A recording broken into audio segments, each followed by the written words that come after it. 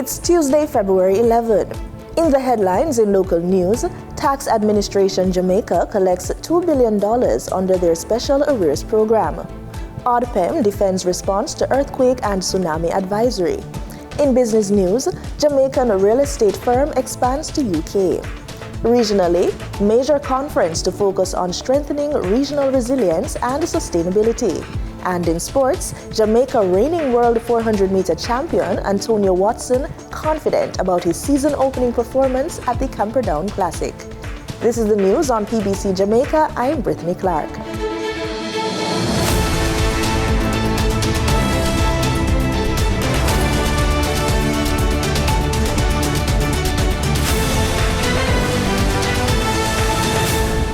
$2 billion has been collected under the Tax Administration Jamaica's TAJ Special Arrears Settlement Program SASP since its launch in January. The program is specially designed to waive or remit interest, penalty, and surcharge accrued once outstanding principal taxes are paid by March 31, 2025.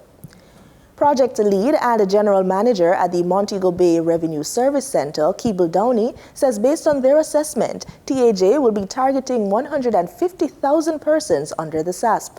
Downey was speaking at a JIS think tank.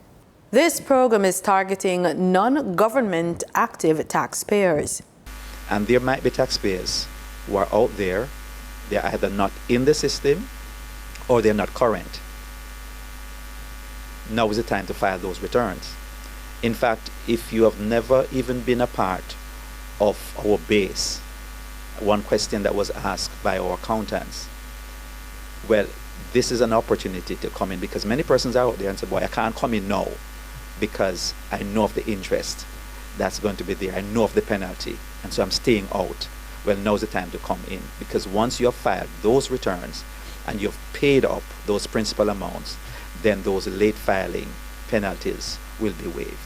Just about 2,500 taxpayers are eligible for the program, and the TAJ has also made special arrangements at its offices island-wide to facilitate the influx of customers. Chief Corporate Communications Officer at the TAJ, Maris Horton, says there are also online facilities. Persons don't have to come into our tax offices to make their payment. They can make their payment on our website, which is www.jamaicatax.gov.jm. And there's also, we have in partnership with two of the main banks, NCB and Scotiabank. If you're clients of NCB or Scotiabank, you can log on to your online banking platform. You can set up TAJ as a payee using their bill pay platform on their online banking, and you can select the period that you are making the payment for and make your payment. Ms. Horton is urging taxpayers to practice compliance. Filing on time, and again I say 1 day late is still late because the system automatically generates these interest, penalties, and surcharges. It checks the system to see who is outstanding, and it's automatically applied. So it's not an officer that is putting on these things. It's system generated. For the news on PBCJ, I'm Simone Absalom Gale. Office of Disaster Preparedness and Emergency Management's Acting Director General Richard Thompson is defending the agency's response to last Saturday's earthquake and tsunami advisory. He says the situation didn't warrant a public alert despite criticism that ODPEM failed to properly inform the country. A 7.6 magnitude earthquake struck the Caribbean Sea at 6:23 p.m. southwest of the Cayman Islands. Tsunami advisories were issued for Puerto Rico and the Virgin Islands but later cancelled. However, Jamaica's ODPEM took nearly 4 hours to issue its first warning, drawing criticism from the public and opposition spokesperson Natalie Nita Garvey. Mr. Thompson sought to clarify the matter. Level 1, you get those information issued from Pacific Tsunami Warning Center. Level 2, you get that information and you start issuing your advisory within your local domain. When you move to your level 3, which is a tsunami watch, is when the tidal gauges would have been pushing information to the Pacific Tsunami Warning Center that a tsunami has in fact been generated at source. So once you get that information that the earthquake has created a tsunami, then you now move to level 3, which is giving information to the public. Mr. Thompson stated that the impact of the earthquake did not reach a level 3 response. He explained that they were operating at level 2, where all relevant information was shared with key stakeholders. So it wouldn't have risen to a level 3 for the weekend situation. So what we were operating at was your level 2. We got the information, the Met Office got the information, notification went down to the Jamaica Constabulary Force, port authorities, fisheries, information went out to the parish emergency grouping, the Ministry of Health. So it went out to every single person that are in the national notification process as it relates to tsunami advisory. Principal Director of the Meteorological Service of Jamaica, Evan Thompson, says the Met's primary role is to inform ODPEM of such events. Whenever we receive the messages coming out of the Pacific Tsunami Warning Center that indicates that something has developed, we would make communication with the ODPEM to ensure that they are aware of the situation. I communicated with them, but they were already aware because they also get the communication, We are just a backup. Curfews remain in effect in sections of Spanish Town as police extend restrictions amid ongoing tensions. Authorities say the measure is necessary to maintain order following recent violence in the area. The St. Catherine North Police have again extended curfews in several communities, including Oxford Road and Railway Lane, which will remain under restriction until Tuesday, February 11. Meanwhile, curfews have also been extended in De La Vega City, Port Henderson, and Dallas Lane. The latest 48-hour extension took effect on Sunday and will continue until 6 p.m. on Tuesday. Rolling curfews have been in place since January 24, following violent unrest in response to the fatal shooting of One Order gang leader Othniel Thickman Lobban during an alleged police shootout. Authorities say they will continue monitoring the situation and enforcing security measures to restore stability in the area. Residents in affected areas are reminded to comply with curfew orders as police work to maintain peace in Spanish Town. The Child Protection and Family Services Agency, CPFSA, is celebrating National Foster Care Recognition Week from February 9 to 15 under the theme Fostering a Spirit of Love. The week highlights the importance of foster care, honors foster parents, and encourages more families to get involved. The observance began with church services on Sunday, followed by a webinar on Monday for prospective foster parents. On Tuesday, CPFSA officers will engage the public in town centers, sharing information about foster care. On Wednesday, foster children will create appreciation cards for their caregivers, which will be displayed on a wall of love at CPFSA offices. Community outreach continues Thursday with walkthroughs to recruit new foster parents, while Friday features a media blitz to raise awareness. The week wraps up on Saturday with a church service in St. Mary, and later in the month, a recognition ceremony will honor foster parents with over 10 years of service. The CPFSA is calling on more Jamaicans to open their homes and provide a loving environment for children in need. This week on Living Healthy, we're addressing a concerning rise in syphilis cases. Who's most at risk and how does the infection spread? Dr. Theodora Elvira Wee discusses prevention and key facts about syphilis. Bismita, we are going to be talking about sexually transmitted infection.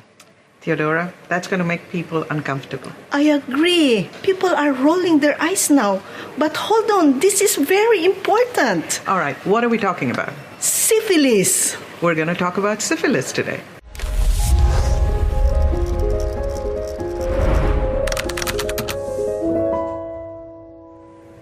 So, Theodora, Last time I heard about syphilis was in some movie, I think Out of Africa.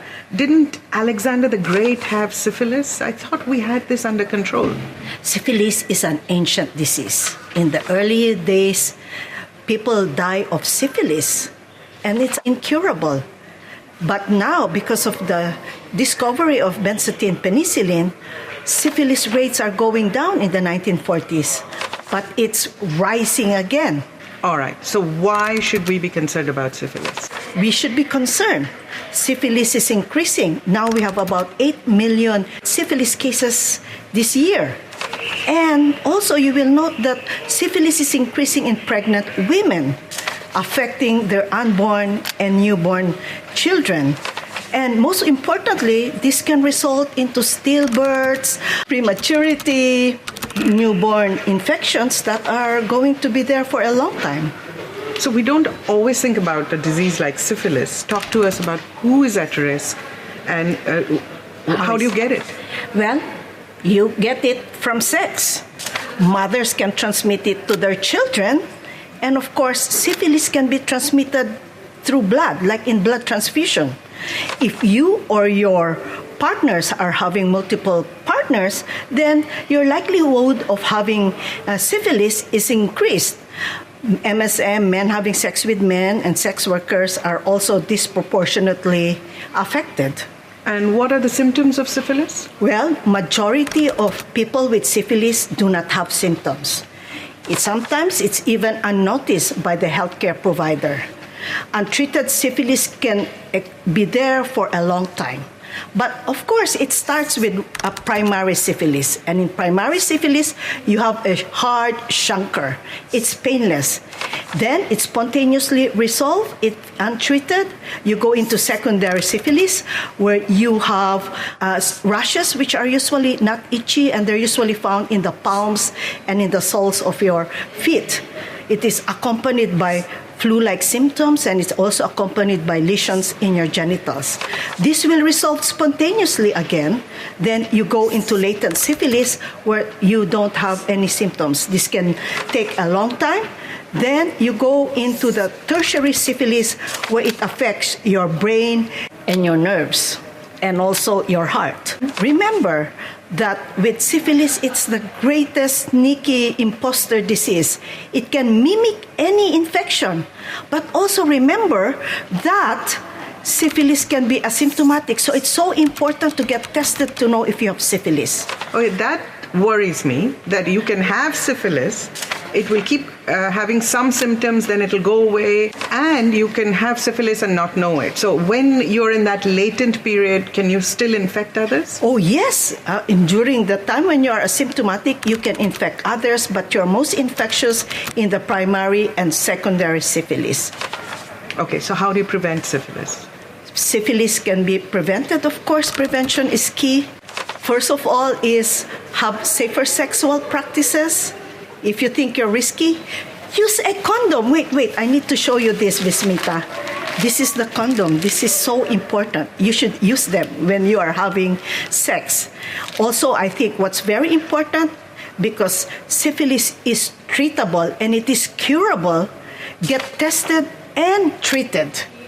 If you have high-risk behavior or you're in the key population like MSM or sex worker, but also if you're pregnant, get screened and treated if needed. We also plead for healthcare providers to please provide respectful and discreet services. And most importantly, I think for policymakers, they need to provide us with more support on sexual health. Those are very important points. Talk to us about why this disease is not under control. It's not under control because culturally we are now having an increase in high-risk behavior. More people are having more multiple partners. There is increasing access to casual sex. There's decreasing condom use. And also, most importantly, other sexual safer behavior are not being practiced. Most importantly, also, there is already a decreasing access to sexual health, meaning there's limited sexual health services, but also people who have STIs or syphilis is very adamant not to go to a service because of stigma and discrimination. Thank you, Theodora. Tell our audience, what is it that we need to do to prevent syphilis? Prevent it by having safer sexual practice, use the condom, and test and treat. Listen to Theodora. Stay safe, stay healthy, and stick with science. Time now for the business report with Denise Williams.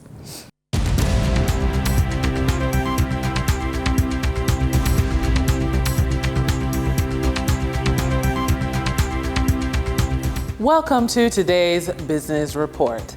I'm Denise Williams, here to bring you the stories shaping the financial world and guiding your journey to smarter business decisions. Let's dive into the top headlines. Borrowing US $21 million from CIBC Caribbean Bank, Jamaican-based Kingston Properties Limited used the money to refinance their existing debt portfolio, covering real estate acquisition costs in the United States, Cayman, and Jamaica, with further expansion to real estate holdings in England with the purchase of a fully tenanted property in Bristol, UK. In a joint press release, Kevin Richards, CEO of Kingston Properties Limited, stated, "We are thrilled to continue to partner with CIBC in executing on our growth strategy, and particularly as we enter the UK market with this strategic acquisition. Both Kingston Properties and CIBC Caribbean teams worked tirelessly to get this deal done.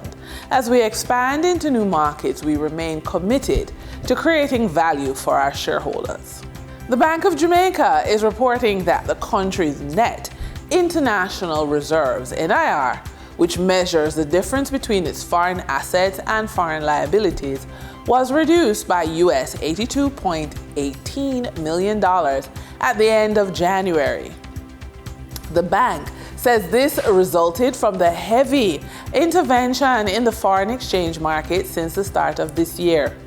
The bank intervened in the market with a total of US $90 million over 3 days last week. At the end of January, the NIR stood at US $5.5 billion, down from US $5.58 billion at the end of December. For the trading period ended February 10, 2025, these were the most actively traded stocks. Toll road operator Trans-Jamaica Highway Limited US dollar shares with 11,315,150 units traded represented 45.20% of market sales volume. Alternative energy firm Wigton Energy Limited with 3,681,958 units traded, representing 14.71% of market sales volume. Toll road operator Trans-Jamaican Highway Limited Jamaican dollar shares with 1,998,075 units traded, represented 7.98% of market sales volume. We now shift our focus to the Forex market rate set by the Bank of Jamaica. On February 10, 2025, the Bank of Jamaica reported US $52.81 million purchased and US $52.97 million sold by Forex traders. Forex traders earned $1.40 per dollar, selling the US at $157.97 and buying the US at $156.57. The Canadian dollar netted Forex traders $1.28 per transaction, with selling at $110.94 and buying at $109.66. The British pound yielded Forex traders $7.03 in profits, with selling at $196.33 and buying at $189.30. For our credit report tip of the day, rebuilding your credit is like constructing a bridge to financial opportunities and increased cash flow. If your challenge is a high credit utilization ratio, then your strategy is to lower your balances and request a credit line increase. Aim to keep utilization below 30%. or even 20% if you're feeling ambitious. However, if your challenge is an unbalanced credit mix, then your strategy is to diversify. A healthy mix of revolving and installment credit shows lenders you can manage different types of debt responsibly. And that wraps up today's business report. I'm Denise Williams, reminding you that every financial decision is a step toward your future. Until next time, stay focused, stay informed, and keep striving for success. See you soon.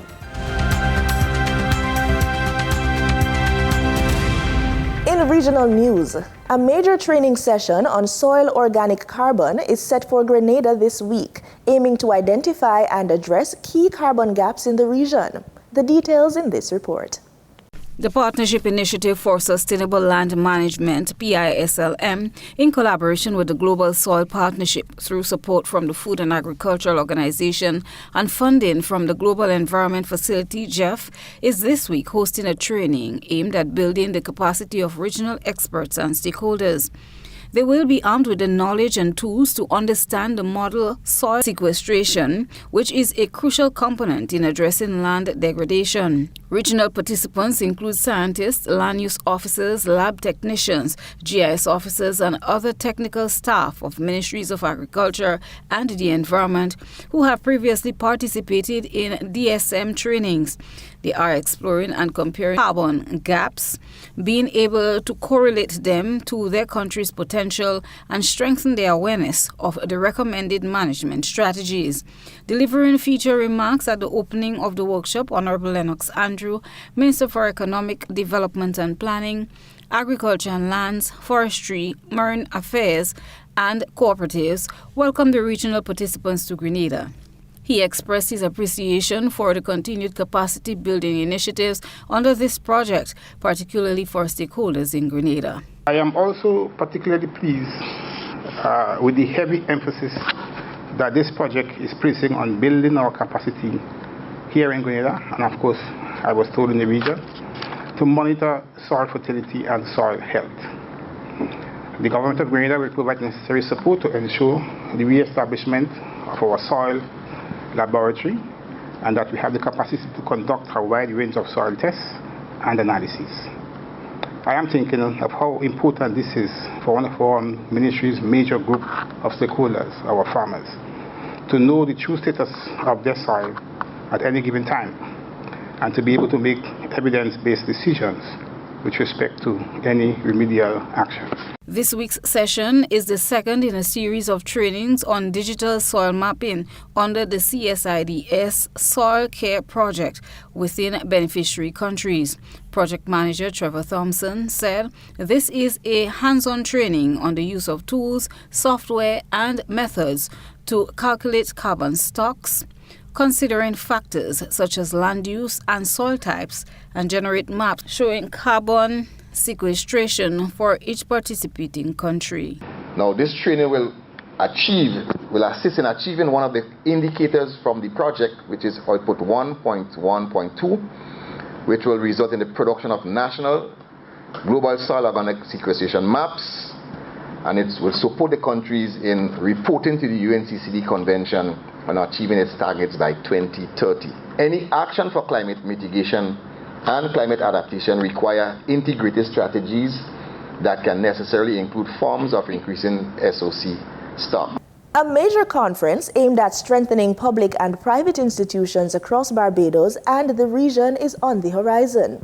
The Caribbean Development Bank's 55th annual meeting, set for June 9 to 12 in Brasilia, Brazil, will bring together key strategists and stakeholders to drive critical projects that improve lives and livelihoods. CDB President Daniel Best says the discussions will focus on resilience and sustainability under the theme, Building the Future, Resilient Institutions for a Greener, Stronger and Inclusive Caribbean. Together with our development partners, we will craft transformational long-term solutions, which will shape our 10-year strategic plan and inform how we better serve the people of our region. The choice of Brazil as our host is significant. Brazil's extensive experience and culture of innovation present us with the opportunity to deepen our cooperation and leverage Latin America's strength to support the Caribbean's development agenda. The CDB's ongoing efforts to enhance institutional resilience will strengthen both the bank and its members' country, fostering long-term sustainability. The meeting will also be a valuable opportunity to connect our discuss to the 2025 United Nations Climate Change Conference, COP30, which Brazil will host next November. At COP30, we must advocate for increased financial support to help Caribbean nations build resilience and adapt to climate change. In sports, we are out the blocks with athletics. Jamaica's World 400-meter champion, Antonio Watson, is confident his season-opening performance at the Camperdown Classic has set him up for a strong year. After missing most of last season due to injury, Watson clocked 46.03 seconds in his first race in months, finishing first in this section, though his time was the second fastest overall. Despite missing the Paris Olympics, Watson believes the break could be a blessing and expressed satisfaction with his performance. In a stunning result, 23-year-old Zandrian Barnes of Sprintec won his 400-meter section in a world-leading time of 44.97 seconds, just 0.07 seconds off his personal best, crediting his training for the impressive run. Over to motorsports, as Jamaican race car driver Alex Powell delivered a standout performance at round 3 of the 2025 F4 Middle East Championships at the Dubai Autodrome. Representing Mercedes Junior and Race GP, Powell secured pole position in both qualifying sessions and claimed 2 thrilling victories. After a penalty disqualified his fastest qualifying lap, Powell started race 1 from second. Despite a puncture on the formation lap, he fought back to finish 9th, earning crucial points and a front row start for race 2. In race 2, Powell capitalized on a safety car restart to take the lead and win his first race of the weekend. The final race saw Powell battling keen Nakamu Berta, who built a lead, but Powell executed a stunning last lap move to overtake and secure a dramatic double win. We switch to cricket, as in a historic move for West Indies cricket, Cricket West Indies has approved a landmark set of reforms to modernize its governance structure. At a special meeting held Sunday, February 9 in Trinidad, full member shareholders officially greenlit these sweeping changes, which are designed to enhance accountability and ensure the long-term sustainability of the sport in the region. In what has been described as a landmark moment for the governance of cricket in the region, Cricket West Indies full member shareholders have unanimously approved major governance reforms. The most significant of these is the introduction of term limits for the President and Vice President. Under the new structure, these positions will now be limited to a maximum of 3 terms of 3 years each. Additionally, the term length has been extended from 2 years to 3 years, with the changes set to take effect at the next CWI election in March 2025. CWI President Dr. Kishore Shallow described the move as a crucial step in the organization's progress. This is a major step forward. These governance reforms will bring accountability and transparency to our leadership. The demand for change has been loud and clear, and we are acting on it. I have always supported term limits to keep leadership fresh and effective. While opinions differed, Cricket West Indies remains united in its goal to enhance governance and secure a better future for the game. The reform process has been years in the making, with significant input from the Webby report. The full member shareholders present at the meeting included representatives from the Barbados Cricket Association, Guyana Cricket Board, Jamaica Cricket Association, Leeward Islands Cricket Board, Trinidad and Tobago Cricket Board, and the Windward Islands Cricket Board. These changes mark a new era for Cricket West Indies, as the organisation seeks to enhance governance, strengthen its leadership structure, and build a more transparent and accountable framework for the future. That's the news on PBCJ. You can follow us on our social media platforms at PBCJamaica. Thanks for watching.